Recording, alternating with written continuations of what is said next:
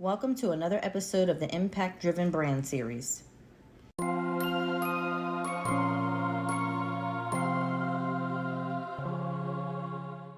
All right, so welcome, my lovely listeners, my impact entrepreneurs, to another enlightening episode of the Impact Driven Brand Series. As you know, our brand is all about peeling back the layers of systemic racism in our society and how it affects those of us in the Black community intergenerationally. And we know that one of the primary ways that we are affected is mentally and psychologically. And this can be heightened even more when we're making major life decisions, right? So starting and growing a business, these types of life decisions can be challenging, especially when you are up against systemic barriers and your own internal and external challenges. So today we're going to get into some of the internal challenges faced by those of us in the entrepreneurial space, such as self-worth, imposter syndrome, confidence building, and so much more. And joining me today in this discussion is our special guest, Miss Ashley Shelley. She is the visionary founder behind Melanin and Mindfulness LLC, which is based in the vibrant Nashville, Tennessee. And Ashley wears many hats. She is a licensed therapist. She's a certified yoga guru, a life seer, and a tarot reader. As a licensed therapist, Ashley is not only making a living, but making a real impact in a way that shifts the internal narrative. That internal narrative that was adopted by our ancestors and now us by default, thanks to the institution of white supremacy. So, Ashley, I just want to welcome you. It's an honor to have you here today. So wonderful to see your beautiful face. How are you doing today? Thank you so much. I sincerely appreciate that. And I am actually doing very well. I'm excited to be here. I feel very honored and privileged to be able to hold space in this way, because you definitely are illuminating and highlighting some very meaningful things that we have an opportunity to place our attention on individually and also collectively, and notice how we can really counter those things that have been in place or those systematic barriers that have been in place. In place of like trying to literally tear those things down, we get to like move all the way around them, like internally. So I'm really excited to talk about it. Yes, I love it. I'm so excited for this conversation. And again, I'm so happy to have you here. I did have a look at some of your work and some of your media features. And, I just really love how you are transparent and you're so authentic in what you share along, as far as your journey. So I believe this conversation is going to help so many of our listeners, and we're going to get right into it. Let's go. Okay. So, Ashley, can you please tell us what led you into the wonderful world of counseling and therapy? Was this always a passion of yours, or was there something along your journey in this life, this crazy life we live, that inspired you to dedicate your life and your life's work to helping others to master their mindset? When you say it that way, let me say, I didn't even... It's so interesting. And it's one of those things, like when you accept the calling or when you make a decision, you really just never know the ripple effect. And so if you come across anything, any other interview that I've done, any podcast, and that question is asked, the answer is the same, because it's so real and so authentic, and I love sharing it. I always knew I wanted to be in the helping field, maybe as early as like 9 or 10.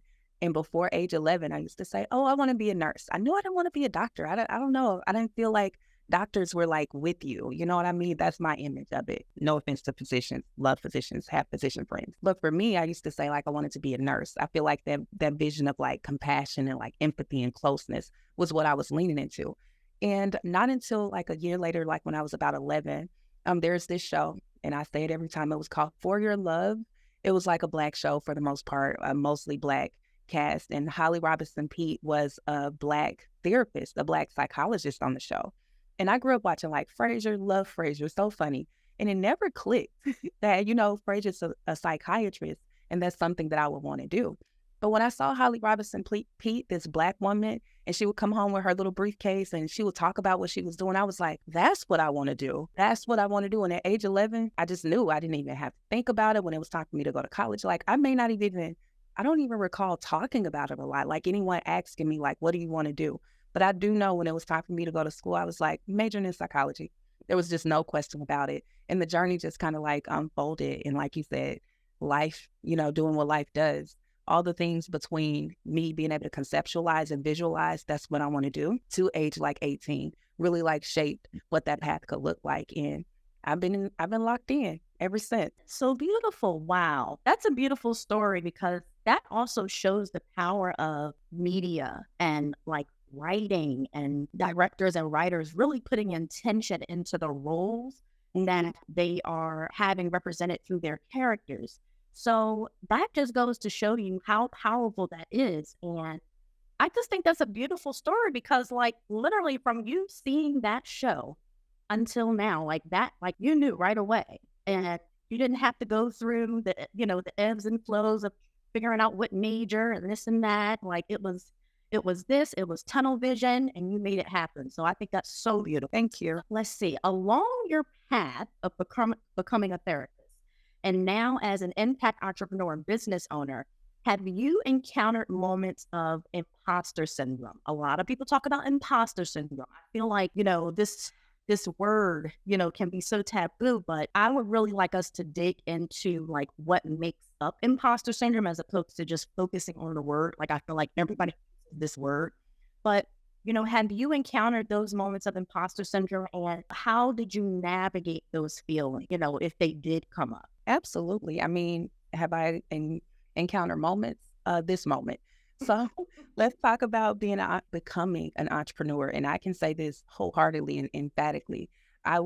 In my mind, I wanted to be a private practice therapist. That was a part of my goal. That was a part of my track. But God has a way of doing things in a way that you're not expecting. Like that was a part of my 5-year goal post-grad school. But it became like a year and a half later. Matter of fact, by 2020, I was in private practice, and what I was ready for was private practice. What I wasn't prepared for, or didn't even have the eyes for, was entrepreneurism. And so I say that to say, imposter syndrome shows up. It has shown up. I'll speak for me. Has shown up differently in each stage of that development. Going in like, oh, private practice, I can do that. I'm a therapist. I can therapize. Now that I got. Then becoming a business owner and what it was to grow your business, grow your practice, growing yourself. Imposter syndrome was all up and through there. And what's so interesting is in 2020, I actually presented with two other colleagues on imposter syndrome, which was the same year that I started my practice. I officially went into private practice September 1. So September 1 is my anniversary, love it. And I presented in September, I want to say. So it was virtual. It was the Black Mental Health Conference, actually, out of Atlanta, if I'm not mistaken. So that year I presented on it and it was really good to be fresh and like have it there. And so I knew what it looked like at that stage in life and that stage of business and that stage of entrepreneurism. But what I recognized is, and what I'm learning is that it can show up very subtly in different stages of entrepreneurism and what it is to really grow your business and grow into becoming a business owner and grow into becoming a different version of yourself as a business owner. Me as a business owner in 2020, honey, she is not here. That woman long gone. She long gone. And who I am today, she deals with aspects and versions of imposter syndrome differently, and making space to acknowledge it is powerful. Yes. Oh my goodness. Now, you know what? I can totally relate to that because I found that this came up for me, not only in my journey in becoming a business owner, but also during my clinical residency when I was doing outpatient therapy. And I understand that when you're an intern, naturally you're going to question yourself, right? But looking back, I feel like I did it a lot, way more than I would like to admit. And despite the rigorous curriculum or my 10 years of experience as a social worker and case manager and all the, hats and positions that I held that, required an extensive level of credentials to even qualify for, I still found myself struggling with imposter syndrome. So I would love for you to share what this looked like for you throughout your academic journey before private practice, I guess you could say, like even just starting the program. Did you put a lot of pressure on yourself? Like, what did you do to remind yourself of your unique value and the importance of your contributions to this society? Absolutely. That's actually a very good question. I hadn't really thought about it that way. And even as we were speaking, thinking about imposter syndrome through the clinical training, everyone may not be familiar, but we really do have to go through extensive training. And it's so interesting how we go through all of that training and they want us to do this and we have to invest a lot of time, energy, and money. But then when it comes to like compensation and the reciprocity and what we've invested, let's just be honest, it's not very apparent, it's not very observable in our community collectively as a professional. So going through my program academically, I knew that what I wanted to do, my why, was to be a Black therapist for Black people. Now, whomever comes along the way, but more than anything, more specifically, young Black women, ages 14 to 24 was my target demographic all through grad school. And I'm glad I held on to that because that was my carrot. You know, I chased that. No matter what showed up, my papers, whatever, tired. I mean, I was a preschool teacher. You know, I taught during grad school. So I'm trying to like pour into the babies and pour into myself and all the things. And I was like, you know what? This is why, because I'm going to work and I'm looking at these little Black girls who just need somebody to see them. And Miss A, that's what they called me at the time, Miss A, can sit and talk to you. And I get to take that and then share that. A lot of what I did in like my work, like working as a teacher, it showed up in my academic career. So being able to lean into like, I'm doing this to enhance this, and this will enhance this, meaning what I'm doing here at work, at school, will also come back and come full circle and enhance this community as well. So it really helped me lean into it and really challenge that stereotype that you won't get paid for this. You won't make a lot of money. You invested in this, and which is so wild because we talking about white supremacy, the capitalism that shows up in it. And when we think about our white counterparts, even now, I'm sure you can look and click and pull up any website. Their rates are going to be much higher. Their compensation is going to be much higher. And so to recognize that those challenges of like the environment that was shaped for us, the institution, the system that was set up, it wasn't set up for us to be integrated into it. It wasn't set up for us to help our people. Like our theorists, go through the theories. Where's a Black one? Where's a person of color? Where is anyone besides a woman, besides like maybe in the past 30 or 20 or 30 years? There are no theorists that reflect anything outside of white capitalism and supremacy. So that imposter syndrome of this is the backdrop and this is how I look. I got to combat that by being present in my life, recognizing that I'm doing this for a real goal, really something that I can attain and something that I really want to lean into and create very real impact and allow it to come full circle. So that was, my long way of saying that was the process of being present with the aspects of imposter syndrome in my academic space. Yes, yes. Oh my goodness. Thank you so much for sharing that. What I heard you say that I loved the most was, you anchored into seeing what you saw yourself doing in your community as a result of pushing through that imposter syndrome, not allowing it to overwhelm you or overtake you or take you in a different direction. It was just like, this is what it is. This is the end goal. And I know that I'm making a difference. I know that I'm making an impact, and that if I'm not doing it, like I'm that's a disservice to me and to my community. So I thank you for sharing that, sharing your insights on that. I feel like it's really important for us along our journey to not only address the internal challenges that we experience as humans, but also, just be okay with not just addressing it, but recognizing, acknowledging, and accepting that you may be going through something. You have some sort of challenges, whether it's external, internal, both, which if you're a human on this planet, you're going through both. Being okay with it, just acknowledging it, and then just taking that step forward to see how you can get the support that you need.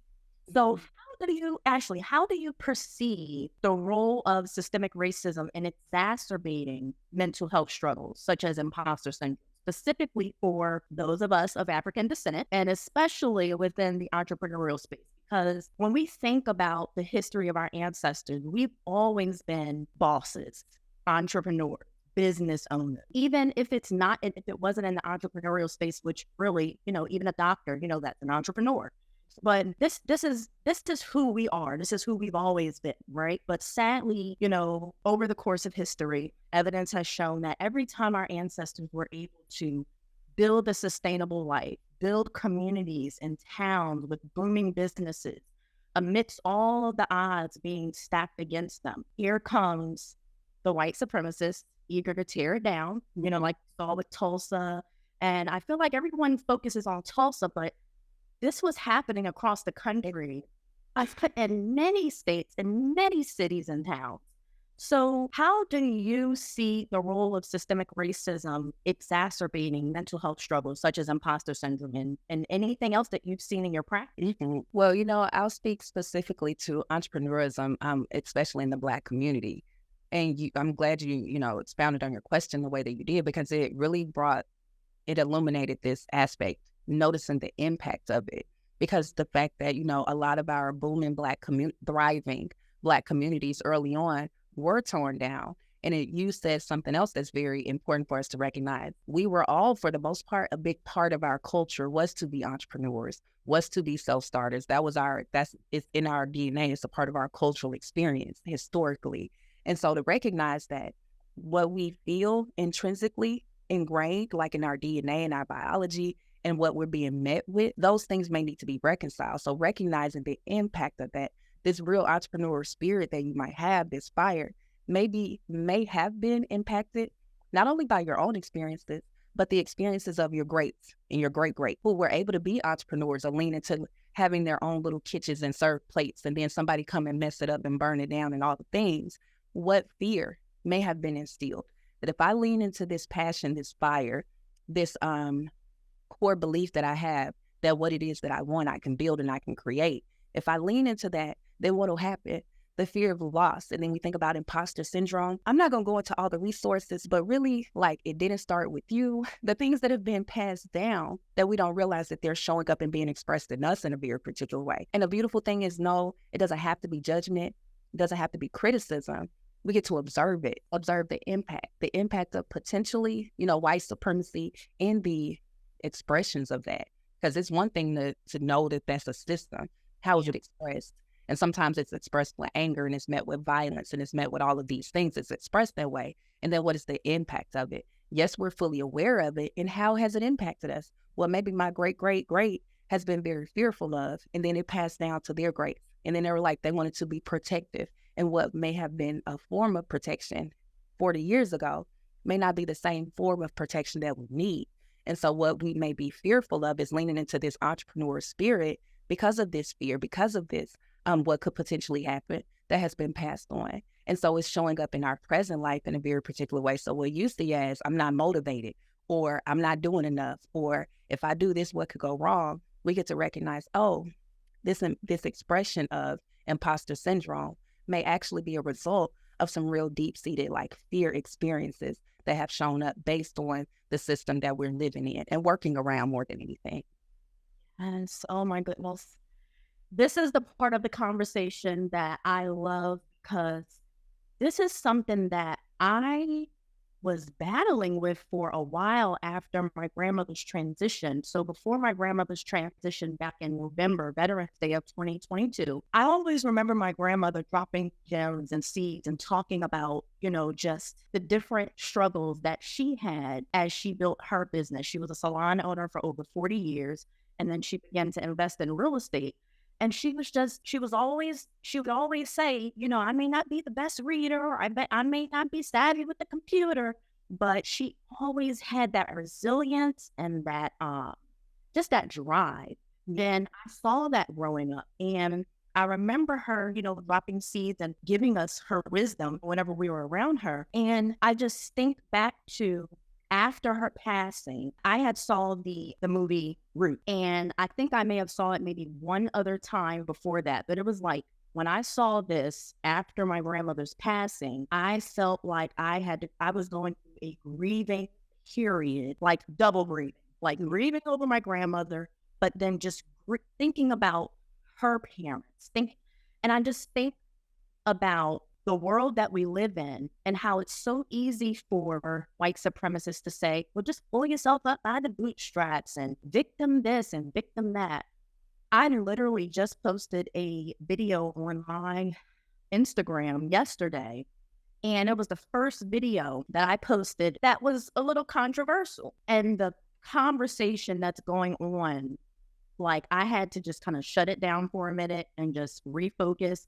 But the conversation, part of the comments that I was seeing was, oh, look at me, I'm the victim, and things of that nature. And then I say to myself, it's easy for you to say that when you did not have to go through what your ancestors did not have to go through, what our ancestors had to go through. But not only that, it's the silver lining of just putting together the power of the subconscious mind and observing certain things and that being passed down intergenerationally. And it's like, I couldn't really put it into words, but I'm like, how can you say that slavery is not affecting us today? How can you say that? Like, how is that?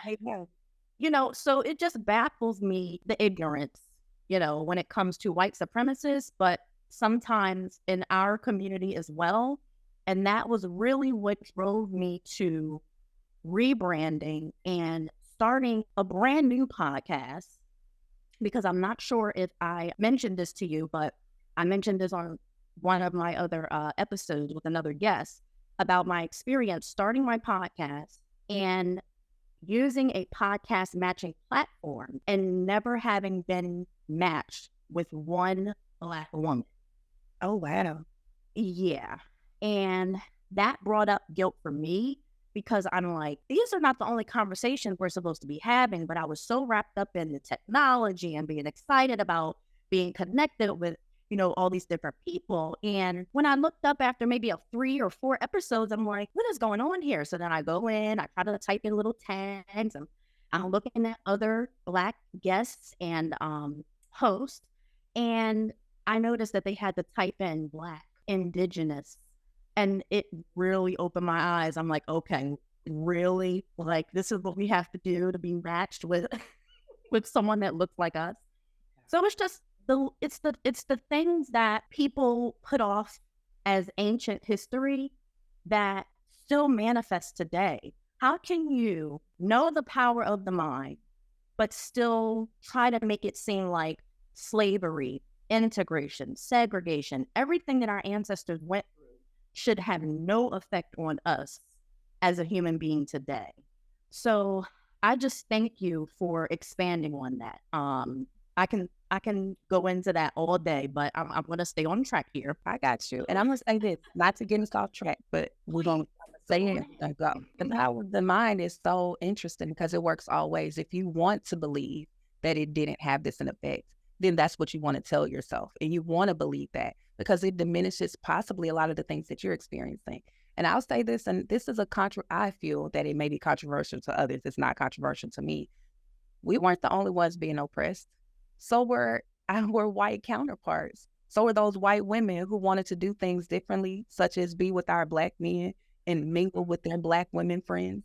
They were equally oppressed. And so were their sons and so were their daughters. So we all experienced it, just very much so differently. So the power of the mind to say that, or the intention to want us to believe or want us to operate, even if you don't want us to believe it, you want us to operate in a way that slavery didn't have an impact. And it does. And it clearly has an impact on you all because you want to be so far removed from it because it's so hard to recognize that your greats were evil savages, huh? That's really hard to be with. And so your mind won't let you go there. And that's cool. You don't have to, but you don't have to make me want to experience this life any differently than the way that it's being experienced. So I say that to say the power of the mind goes in all the ways and people understand that. And so if I say it enough, then I can make myself believe it and I can live in my reality in such a way. And that's all I'm going to say about that. Thank you.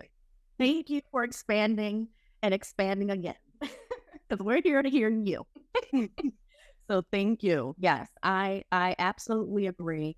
And I say this all the time to my husband. I'm like, these people, we say it's ignorance, but I say it's strategy. I just feel like it is, they know the power of the mind. They know patterns and themes throughout your life and, the invisible realm.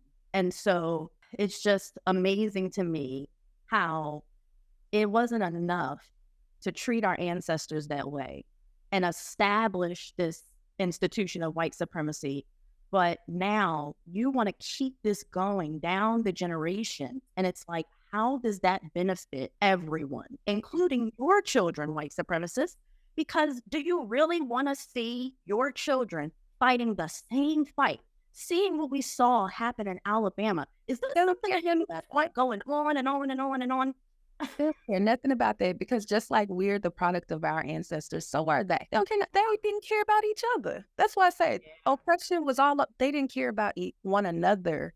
How did they steal in land, steal in slave, burning each other's land? Like Yeah. any Yeah. care that they have to extend to us, it has to be care that they have for themselves and for one another. And clearly, collectively, because I try to be very mindful, because I have a variety of clients and I work with a variety of people, I'm also still very aware. Collectively, there's not a lot of care expressed within depth. You know what I mean? There's a lot of superficial, meaning if I'm hired in a place, then I can get you hired as well. But if anything happens where it feels like you being hired is going to jeopardize me moving up, you got to go. So I'm Yeah. caring for you in a way, but really, I don't care anything about you. I care Yeah. about myself. And so, like I said, I promise you, I'm not gonna go there. I'm not gonna go there. And my apologies for like literally cutting you off, but and I No. don't care one another. How could they? And so they're also products of their ancestors. And I do not believe that it is hopeless at all. I can totally see evolution. And the challenge is evolution takes time. So true. Yes. Oh my gosh, please don't apologize. Like, I love your perspective. And again, like, this conversation is very much needed. And you are the perfect person to really help us to shed some light on these issues and just really connecting the dots, because I feel like there's a lot of us walking around here putting so much pressure on ourselves. I'm going to raise my hand. I have done it. And from time to time, I still do, but I feel like when we have these aha moments about the history of our ancestors, the history of this country and this world, it helps us to give ourselves grace and take some of that pressure off of ourselves. In my case, help to redirect you so that you are doing the work that's actually going to contribute to making an impact that clearly we need in this world. So thank you so much for expanding on that. So this is the perfect segue into the next question. What role has faith and your own spiritual practice played in your ability to go forward in your career, your business, maybe encountering certain challenges within the workplace? But really, how has faith and your own spiritual practice played a role in your ability to go forward amidst all of your internal and external challenges throughout your life? Mhm. I love that. I'm actually super appreciative of the foundation that I was able to be exposed to. I know there's a lot of church hurt and a lot of things, but I feel very honored and privileged to have grown up in a Baptist, like non-denominational church. So it wasn't like a lot of very rigid like traditions and things like that. It was very much so like a very family in which your family you deal with drama. So I dealt with real life as well. But it gave me this opportunity, even if I wasn't conscientiously aware of it, to develop my own relationship with God. I definitely had community, and we like did some of the very real things like revival. So I have some of those really meaningful memories. And also, I could recall being 17 years old at church and sitting on a pew, and I was listening to everything, but I felt like I already knew God's voice, like dreaming and all the things. And I remember just thinking, like, God, how do I know your voice? I need you to yell for me. And literally the pastor, I don't even know what he was talking about before that. He was like, God don't have to yell. God know your voice. I remember sitting up straight. I was like, oh shit, I'm connected. I'm in there. Right then it confirmed that I knew God's voice. Even in the midst of what was being taught, what was being presented, I knew God's voice. So I was able to connect with God in a very meaningful way at a very young age, and then really allow myself to grow into it. And so in doing that, some of the things that, I could read the Bible today, and some things I'm like, a man wrote that. That ain't got nothing to do with what God is, the message of God. And then there are times that I could read and I'm like, okay, God, I felt that. That was real. That was real. And so there's some very firm foundational things such as life and death being in the tongue, faith without works being like dead, and all of those things that I was able to like lean into. So I knew that if nothing else, I can believe it, I can speak it, I can say it, and also go through the process of me coming into connection with it. And so that's been a real part of like my life, optimism. I'm a hopeful optimist anyway. Like I'm not naive in any right, but I do believe it's all good. It's going to be all good anyway. And so really leaning into what that means, because all good doesn't mean that it feels good all the time. So the complexities of, growing in my foundations in faith and what it is to come into relationship with God, and very much so like my entrepreneurialism journey, that's it's very aligned with my spiritual journey as well. Very much so. I used to go to church on a regular basis, loved it, all the things. And now I went to church a couple of weeks ago, but it was because somebody invited me. And so my relationship with God became very personal. And then it developed and really leaned into like spirituality. I can talk about the Bible in one right and then pull your tarot card. And then those things could actually match up. And those are meaningful to me. So faith and spirituality really helped me to lean into and grow in myself and also in my business. And it really really helped me lend to how I'm supposed to therapize. I knew that I was going to be a therapist at a young age, or that's what I felt called to do. But how? That was a big part of my spiritual journey as well. Like even offering tarot or even guided meditations, like imposter syndrome. We talk about that. I recorded a guided meditation in a studio and like put that out there. And that's not me. I don't do things like that. But God was like, you got this, lean into that. Like allow your faith and your spirituality, the things that are really meaningful for you, to also like shine through and allow that to be a part of you, like your therapy practice and how you therapize others. So it's a very intertwined, like meaningful, individualized, like relationship, faith and spirituality. Yes, I love that. I love that so much. And I always say this, I say the entrepreneurial journey is just as much as is just as much a professional and personal development journey as it is a business. Oof, because, oh my goodness, I have heard people say things like jack of all trades, master of none. And I love to hear you talk about how, yeah, I had this track, as a therapist. I'm a therapist, I'm a counselor, I have this track. But I'm also leaning into some of the other things that feed my soul, like tarot, like, yoga and meditation, because who are you to say that this isn't a part of what I'm mastering? These are tools that we are supposed to be using, and we can't be closed-minded, because if we're being closed-minded, we're not trusting God. And what is placed on our heart by God, whether it's going into tarot to use that to help, just have a sound mind and be able to have a little bit of direction with your own life and with your clients. It's beautiful, to see and to connect with other people who agree. Like, listen, my spirit says, if I want to pick up a deck of tarot cards, and I also have this background, this traditional Baptist background, guess what? I'm going to show you how they both, Yes. how they complement each other. So thank you so much for sharing that. I love that so much. Yeah. So are there any specific strategies or key insights that you can give the audience that you've gained along your way to empower you and to really just help you to feel and really walk in your purpose as a boss? I'm not going to say no fear, navigating fear. There we go. Right. Yeah, like what can you share that has helped you to grow into this beautiful soul that you are today, who's just doing amazing work and just I appreciate that so much. One thing that I will say, this is like a nugget. I love to give like a nugget to practice being curious. One thing that I can say has been helpful and it's evolved along the way is that I've been curious about myself. I've been curious about my feelings. I've been curious about how things have impacted me. I've been curious when I can't move through a really heavy feeling. I'm like, this isn't me. Like, I'm happy, I'm jovial, and I don't have to be that way all the time. And I'm actually really feeling this. I notice when I'm trying to push myself through it. And then I notice that literally you're feeling this. You don't want to feel this, but you feel it. So let's be curious about it and just allow myself to like ask the questions. I'm not sure if you've ever watched Love Jones, but there's a scene where Darius and Nina are walking down the sidewalk and she's talking and all the things. And she was like, you got all the answers, huh? And he was like, no, the questions. And I was like, I get that.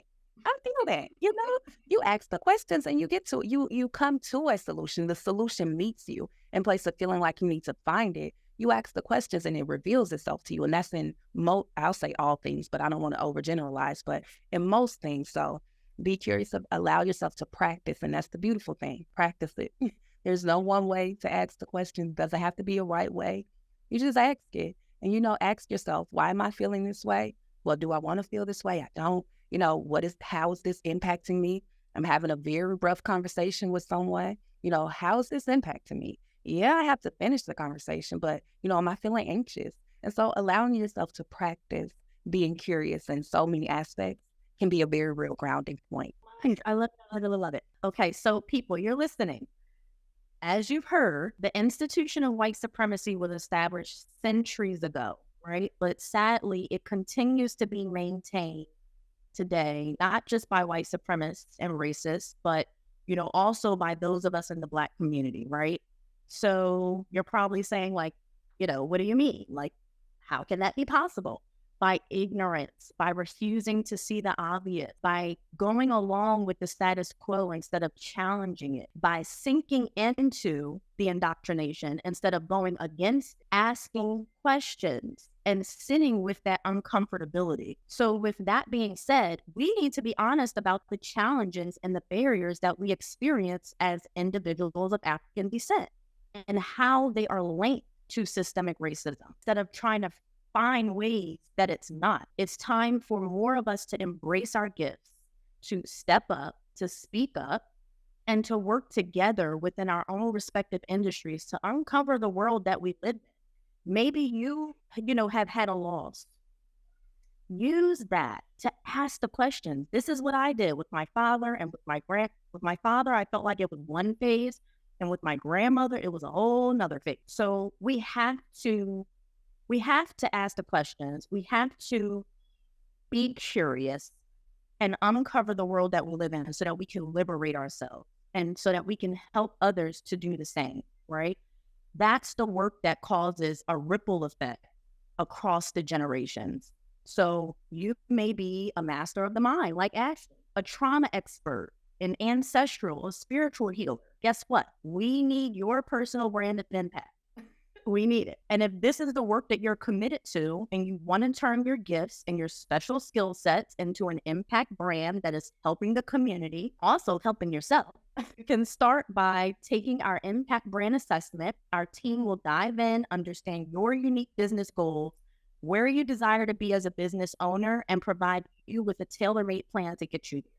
So if you click the link below, you'll be taken to a form, you'll answer some questions, and it'll give you it'll give us a clear look into what you desire to build. It helps our team to understand your business and your brand goals. And then after completing your assessment, you'll be taken to the Zoom session, which is where we discuss your personalized brand action plan to get you where you want to go in your business. So whether or not you hire our agency, this assessment will be a compass for your success. And that's our gift to you, whether you hire us or not.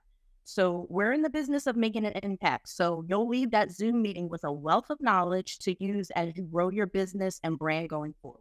So before we wrap up, Ashley, how are you making sure that you spread your impact and get more eyes on your brand today? And then can you share with us some activities that you had to take on as a new business owner that you wish you could have just handed off to an agency like the Impact Driven Brand Agency? Oh, that's a very good question. What I'm doing now is actively engaging in social media. I'm using a lot of email, blasting emails and everything. Like I said, I recently, as of just made it a month ago, July 7th, I released a guided meditation. It's on all streaming platforms, just FYI. It's me and it's spelled M-I, meditation volume 1. And I'm really like this, just really speaking about it more. And so I'm very intentional about sharing that. That's another thing I feel like that impact in our community. We don't necessarily share a lot of our things. We don't allow our light to shine as bright as it can. We can dim our light sometimes. So just speaking about it, really promoting it and marketing it in a very intentional way. Not only that, but all the things that are wrapped in it. Guided meditation, but I also do mindful experiences. I have a mindful cooking experience coming up in September. So we'll do some very interactive, like I'm going to cook a meal, like an interactive cooking demonstration. We're going to talk about mindful eating and what that looks like and how impactful that can be. And so really just speaking on platforms, putting it out there on my own platform. That's the way that I've been marketing. And one thing that I would have loved to have handed off that I'm doing now, and it has been a thing, social media. And not because I don't want to engage in it. That's the challenge. I love engaging in it. So it's literally me. So y'all know that maybe I'll post in a month, maybe I won't, because that's me. I have things going on, and that's how I engage with social media. But also like maybe having someone to do some very intentional aspects of it, just like maybe putting content out on a regular basis. That's something that I would have liked to hand it off very early on. Yes, okay, I love it. I'm loving the cooking experience. I definitely am gonna have to get the details for that. And I have to get that guided meditation because I'm very into guided meditation, sleep programs, everything. And to be honest with you, we don't see a lot of us with guided meditation and affirmation music and all of the things, sleep programming. I mean, whenever I try to find a sleep program, I'm like, I'm sorry, but I don't know if I want this person in my ear. In my sleep. Exactly. Don't worry, I'm working. That's the next one. The next volume, 2 or 3 will include like a specific like sleep one. So, yeah, definitely check it out and let me know what you think. And that's why it started. I needed to hear a voice that I trusted, and there were very, very few Black voices. And God said, "Go do this," and I did that. So, Yes, I love that so much. I actually recorded a 10-minute meditation. Oh my goodness, probably about 4 years ago. And I ended up doing that because I couldn't find anything specifically for entrepreneurs in the service-based business. So I created something that it was affirmations specifically to help me to reprogram my mind as a service-based business owner, even though I've been in service all my life, might as well say. But that's where that imposter syndrome was coming up when I first started my business.